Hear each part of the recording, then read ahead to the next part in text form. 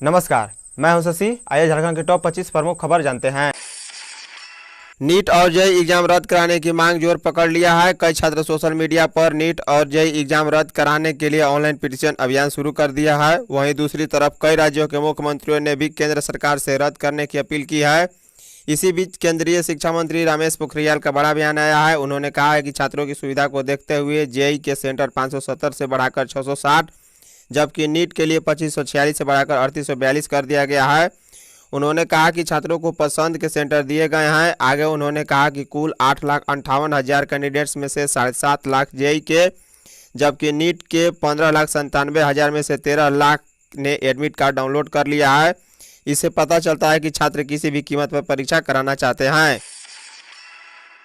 बंगाल की खाड़ी के उत्तर पश्चिम में बना कम दबाव का चक्रवाती क्षेत्र पश्चिम बंगाल और उड़ीसा के ऊपर बना हुआ है। इसका असर रांची समेत कई क्षेत्रों में दिख रहा है। भारी बारिश के कारण जनजीवन अस्त व्यस्त हो गया है। लोगों को अपने दैनिक कार्यों के लिए दिक्कतें का सामना करना पड़ रहा है। मौसम विभाग ने चेतावनी जारी कर बताया है कि किसानों के खेतों में काम करने जाने से बचना चाहिए। वज्रपात की स्थिति में सुरक्षित स्थान पर शरण ले।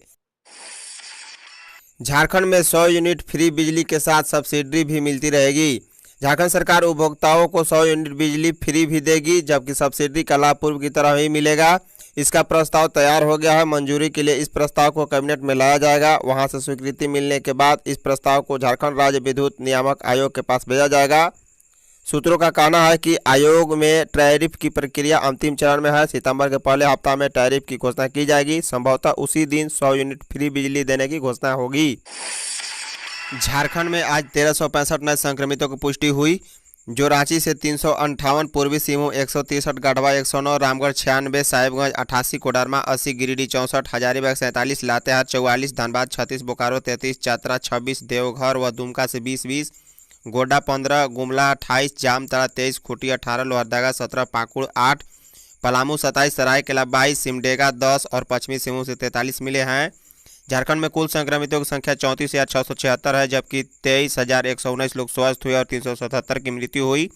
भारत में कुल संक्रमितों की संख्या 23,84,575 है, जबकि 25,83,063 लोग स्वस्थ हुए और 61,694 की मृत्यु हुई।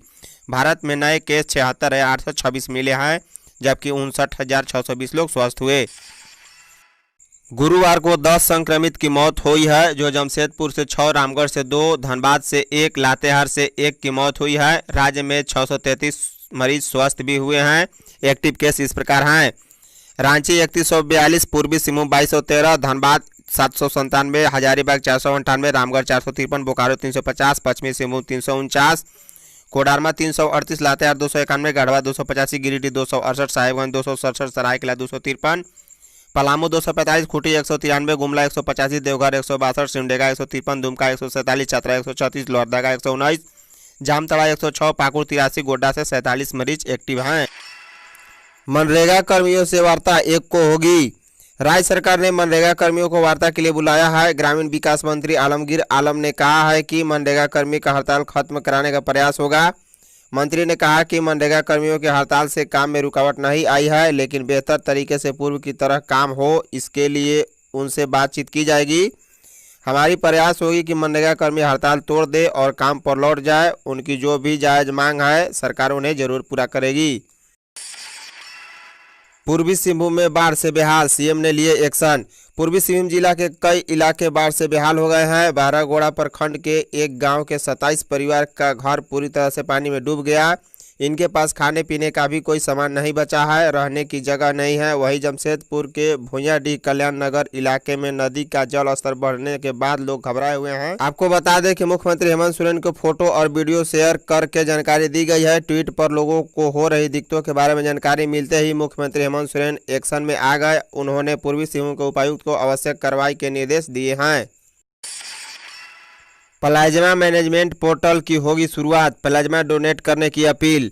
संक्रमित मरीजों के इलाज के लिए रांची के रिम्स में हुई शुरू प्लाज्मा थेरेपी से मरीज ठीक हो रहे हैं। इसके मद्देनजर रांची जिला प्रशासन एवं रिम्स के संयुक्त प्रयास से प्रतिरक्षक द सेवियर नाम से प्लाज्मा डोनेट अभियान चलाया जा रहा है, जिसके तहत संक्रमण से ठीक हो चुके मरीज को प्लाज्मा डोनेट के लिए प्रेरित किया जा रहा है।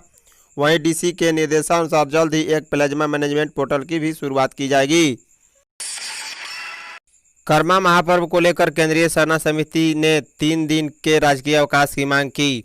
कोरोना वायरस को देखते हुए वर्ष 2020 में कर्मा महापर्व सादगी के साथ मनाया जाएगा। राजधानी रांची में केंद्रीय सरना समिति के केंद्रीय अध्यक्ष बबलू मुंडा की अध्यक्षता में हुई बैठक में मुख्य पाहन जगलाल पाहन ने कहा कि कोरोना संक्रमण को देखते हुए इस वर्ष पारंपरिक धार्मिक विधि विधान एवं रीति रिवाज के साथ सादगीपूर्ण महापर्व मनाया जाएगा। राज्य के युवा रोजगार की आस में पिछले 3 वर्षों से इंतजार कर रहे हैं। वर्षों से सरकार से ये सभी अभ्यर्थी रिजल्ट निकालने की गुहार लगा रहे हैं। बता दें कि झारखंड कर्मचारी चयन आयोग ने 8000 से अधिक बहाली पिछले 3 वर्षों से नहीं निकाल पाया है। आयोग नियोजन नीति नहीं होने का कारण बताकर सभी बहाली रोक दी है, जबकि अभ्यर्थियों का कहना है कि न्यायालय ने स्पष्ट कहा है कि चयन व नियुक्ति में किसी प्रकार की कोई रोक नहीं है। बता दें कि हाई स्कूल शिक्षा की परीक्षा 2 वर्ष पहले ली गई थी, जबकि पंचायत सचिव की परीक्षा 3 वर्ष पहले। वहीं उत्पाद सिपाही की परीक्षा आयोजित किए 1 वर्ष का समय गुजर गया है। इन अभ्यर्थियों के समर्थन में कई विधायक नेता इनके साथ खड़े नजर आ रहे हैं। इनमें भाजपा विधायक दल के नेता बाबूलाल मरांडी, विधायक बंधु तिर्की सहित अन्य विधायकों ने मुख्यमंत्री को पत्र लिख इन बहालियों को शीघ्र पूरा कराने की मांग की है। सैलून और पार्लर खोलने की मांग। झारखंड प्रदेश प्रोफेशनल कांग्रेस के अध्यक्ष आदित्य विक्रम जायसवाल ने झारखंड सरकार के वित्त और खाद्य आपूर्ति मंत्री रामेश्वर उरांव को पत्र लिखकर 6 माह से बंद सैलून व पार्लर खोलने की मांग किया है। उन्होंने पत्र के माध्यम से बताया कि राज्य में सैलून व ब्यूटी पार्लर अब तक बंद रहने से करीब 65,000 लोगों को आर्थिक संकट का सामना करना पड़ रहा है। रामगढ़ में होमगार्ड के चयनित अभ्यर्थियों का मेडिकल जांच शुरू। रामगढ़ जिला में होमगार्ड के चयनित अभ्यर्थियों का मेडिकल शुरू हो गया है। गुरुवार को डीयू मिशन प्राइमरी स्कूल परिसर में पहले दिन गोला प्रखंड में चयनित 44 अभ्यर्थियों का चिकित्सीय जांच विभागीय स्तर पर किया गया। डीसी संदीप सिंह ने बताया कि प्रखंडवार ग्रामीण एवं शहरी क्षेत्र में उपलब्ध रिक्तियों के विरुद्ध अंतिम रूप से चयनित अभ्यर्थियों जिनका आवासीय सत्यापन अनुमंडल पदाधिकारी कार्यालय के स्तर पर हो चुका है। देवघर में मनरेगा कर्मी मानव श्रृंखला बनाकर विरोध जताया। झारखंड राज्य मनरेगा कर्मचारी संघ देवघर के द्वारा समाहरणालय परिसर के सामने 1 दिवसीय धरना दिया गया।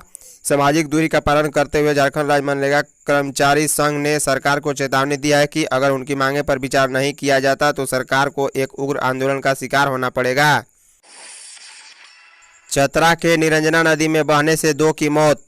चतरा जिला के हंटरगंज में निरंजना नदी में आई बाढ़ में बहने से 2 लोगों की मौत हो गई है। दोनों बुधवार को बहे थे, लेकिन उनका शव गुरुवार को नदी में तैरता मिला है। बता दें कि मृतकों में एक महिला जबकि दूसरा पुरुष है। जेईई और नीट परीक्षा के लिए छात्रों को परीक्षा केंद्र तक पहुंचाएगी झारखंड सरकार। झारखंड सरकार जेईई और नीट परीक्षा का भले ही विरोध कर रही हो, लेकिन सरकार ने यह पहल की है कि पहले से निर्धारित परीक्षाओं के लिए छात्रों को कोई कठिनाई नहीं होने दी जाएगी। 6 सितंबर को एनडीए की परीक्षा एनडीए एग्जाम पहले से निर्धारित है और इसमें छात्रों को किसी प्रकार की कठिनाई न हो, यह सुनिश्चित किया जा रहा है। परिवहन विभाग इसके लिए प्रस्ताव तैयार कर चुका है और शीघ्र ही सभी जिला परिवहन पदाधिकारियों के इस संदर्भ में आदेश भेज दिया जाएगा। पुलिस मेंस एसोसिएशन विवाद, डीजीपी तक पहुंची शिकायत।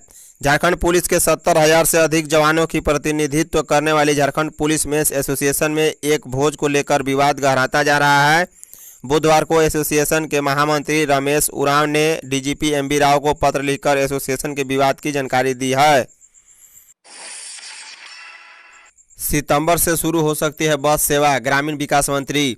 झारखंड में बस सेवा शुरू करने पर ग्रामीण विकास मंत्री आलमगीर आलम ने बड़ा बयान दिया है। उन्होंने कहा है कि सितंबर के महीने में राज्य में बस सेवा शुरू करने पर विचार किया जाएगा। उन्होंने कहा कि सितंबर में केंद्र सरकार से नई गाइडलाइन आ जाएगी, इसके बाद बस चलाने पर विचार किया जाएगा। एनटीपीसी व कोल परियोजनाओं में 90% स्थानीयों को मिलेगा काम, मंत्री। झारखंड के श्रम नियोजन एवं प्रशिक्षण मंत्री सत्यानंद भोक्ता ने कहा है कि सीसीएल एवं अन्य परियोजनाओं में चतरा जिला के ही 90% मजदूरों को रोजगार उपलब्ध कराया जाएगा। 10% ही बाहरी लोगों को सीसीएल परियोजना में रोजगार मिल सकेगा। कोचिंग सेंटर खोलने की मांग को लेकर ज्ञापन सौंपा। देवघर जिला कोचिंग एसोसिएशन के सदस्यों ने गुरुवार को देवघर डीसी से मुलाकात कर ज्ञापन सौंपा। इस मौके पर एसोसिएशन के अध्यक्ष ललन मिश्रा ने कहा है कि पिछले 5 महीने से कोचिंग संस्थान बंद हैं।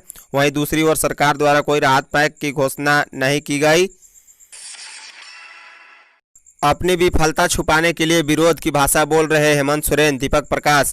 भाजपा के झारखंड प्रदेश अध्यक्ष एवं सांसद दीपक प्रकाश ने मुख्यमंत्री हेमंत सोरेन के बयान पर तीखी प्रतिक्रिया देते हुए कहा कि हेमंत जी ने सत्ता के लिए दिल्ली और पटना के दरबार में राज्य की अस्मिता को गिरवी रख दी है। उन्होंने गुरुवार को कहा कि हेमंत सोरेन उस जहाज की मरम्मत कर रहे हैं जिसमें छिद्र ही छिद्र है। जिस कांग्रेस की भाषा को ये बल दे रहे हैं उनके घर में लगी आग बुझाने का नाम नहीं ले रही। कहा कि अपने वजूद के लिए कांग्रेस ने क्षेत्रीय दलों को मोहरा बना दिया है।